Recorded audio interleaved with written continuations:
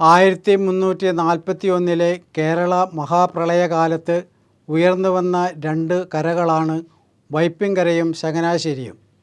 വൈപ്പിൻകരയിൽ കത്തോലിക്ക വിശ്വാസത്തിൻ്റെ വിത്ത് വിതച്ചത് പോർച്ചുഗീസുകാരാണ്.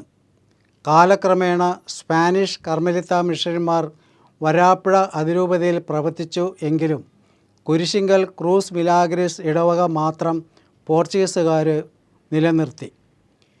ദൃശ്യമനോഹരമായ വെമ്പനാട്ട് കായലിൻ്റെ തീരത്ത് കുരിശാകൃതിയിൽ പോർച്ചുഗീസ് വാസ്തുശില്പ മാതൃകയിലുള്ള ക്രൂസ് മിലാഗ്രിസ് പള്ളി നിർമ്മിക്കുവാൻ നീണ്ട 25 വർഷക്കാലമെടുത്തു.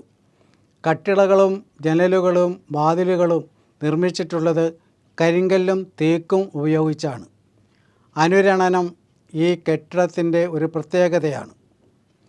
കുരിശിങ്കൽ പള്ളിയിലെ വേറിട്ട ചില കാഴ്ചകളുണ്ട്. ഒന്നാമത്തേത് അൾത്താരയിലെ കപ്പിത്താൻ കുരിശ്.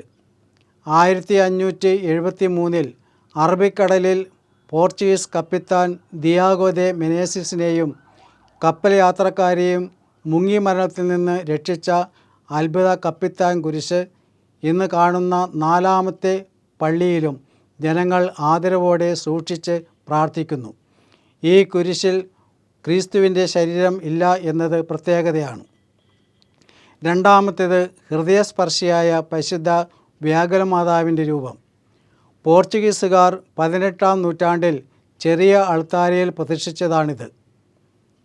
വളരെ പ്രസിദ്ധമായ പിടിച്ചുകെട്ടിയ രൂപം പോർച്ചുഗീസ് മിഷണറിമാർ 17ാം നൂറ്റാണ്ടിൽ പള്ളിയിൽ പ്രതിഷ്ഠിച്ചതാണ്.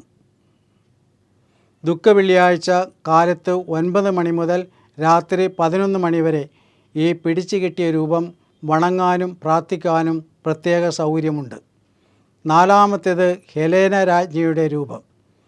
യേശുവിനെ തൂക്കിക്കൊന്ന യഥാർത്ഥ കുരിശിനെ കണ്ടെത്തിയത് വിശുദ്ധ ഹെലേനയാണ്. കേരളത്തിൽ ഇതൊരു അപൂർവ രൂപമാണ്. അഞ്ചാമത്തേത് തിരുക്കുടുംബ രൂപം. 18ാം നൂറ്റാണ്ടിൽ പോർച്ചുഗീസ് മിഷണറിമാർ പള്ളിയിൽ പ്രതിഷ്ഠിച്ചതാണിത്.